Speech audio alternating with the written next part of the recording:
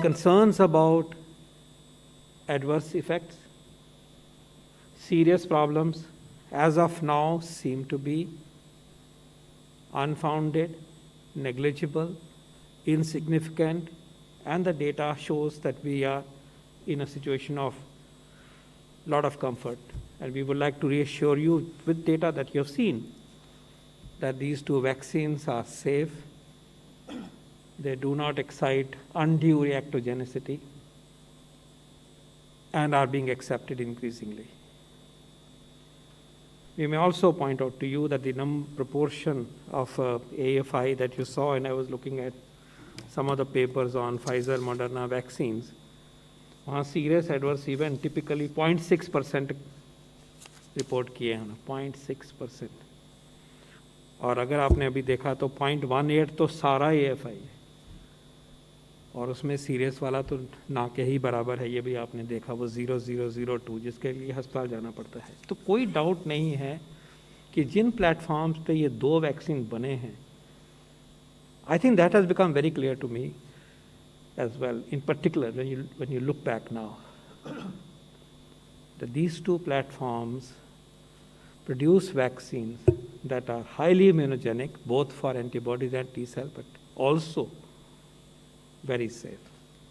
That should lead us to believe that if we are given an opportunity to be vaccinated as per the priority list, which was developed in consultation with the state governments and was shared at the highest level with the state leadership, then those of us who are fortunate to be listed to be receiving vaccination, please, we should not refuse.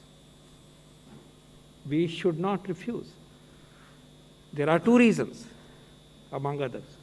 One, when you receive vaccine, which is now assigned to you, you protect yourself and you can perform your functions without fear of contracting COVID. And we are talking about healthcare workers at this time in particular. You protect your family.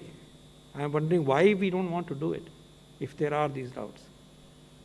But also, once an individual is protected, the virus then cannot cross that individual. Conversely, if an individual who should have been protected because the vaccine was available to him or her does not take the vaccine, predisposes himself or herself to infection, then उनकी problem तो उनकी है, लेकिन he or she is a medium for spread of the virus, part of the chain of transmission.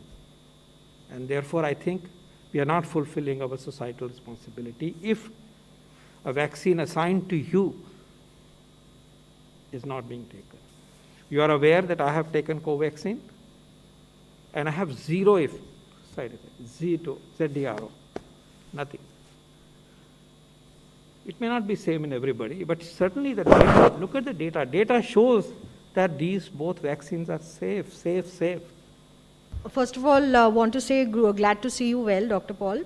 And just wanted to know, are we looking at nasal vaccines for Covaxin?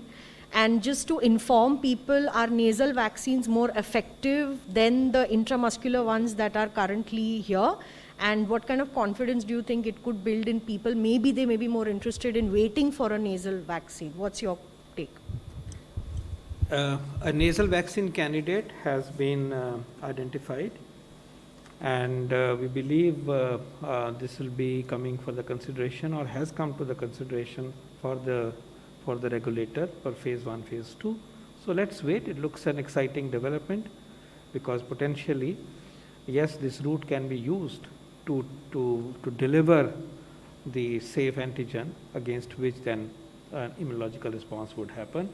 And you would also appreciate that if this does work, this could be a game changer because it is so easy to do so and it can be done on scale. So we look forward to this development. But yes, such a possibility is very plausible scientifically.